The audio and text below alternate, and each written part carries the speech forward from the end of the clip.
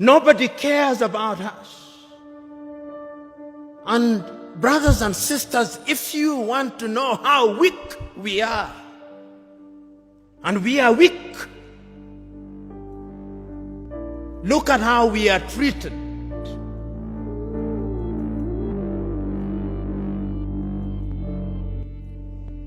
Last month,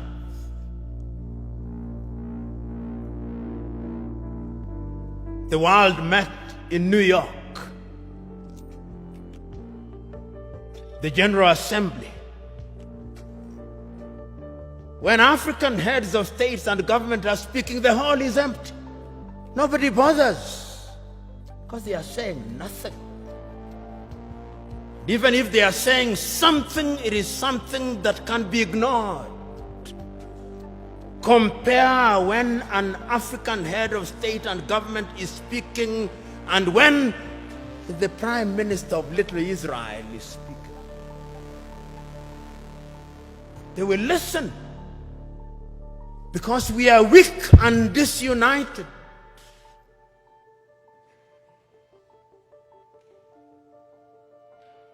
So we have a weak continent because the spirit of Pan-Africanism disappeared.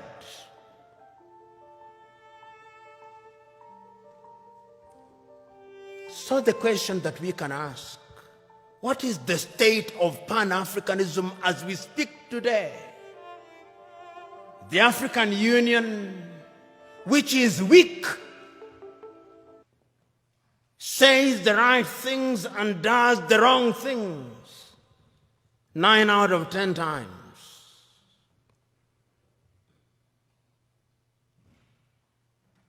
And what are the critical areas in which we are weak?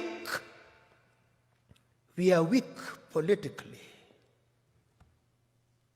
because nobody listens to us. We are not trading with one another. Intra-African trade is not anything beyond 15%, the lowest anywhere in the world.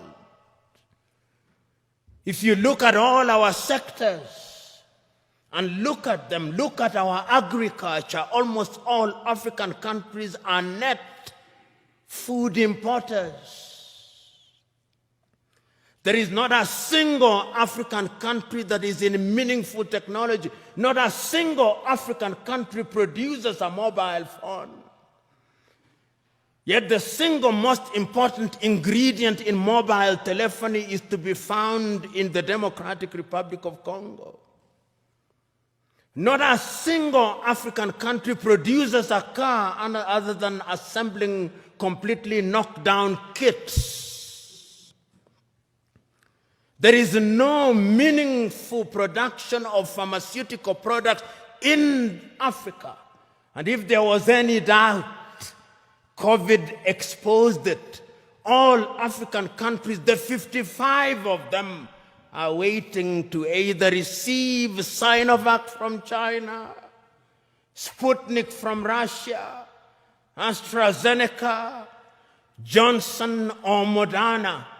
And we don't even know what they are because our bureaus of standardization don't know. If you ask the Ethiopian Bureau of Standards what they are asking us to be injected with, they do not know.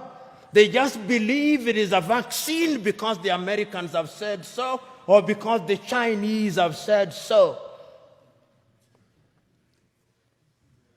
Africa is weak.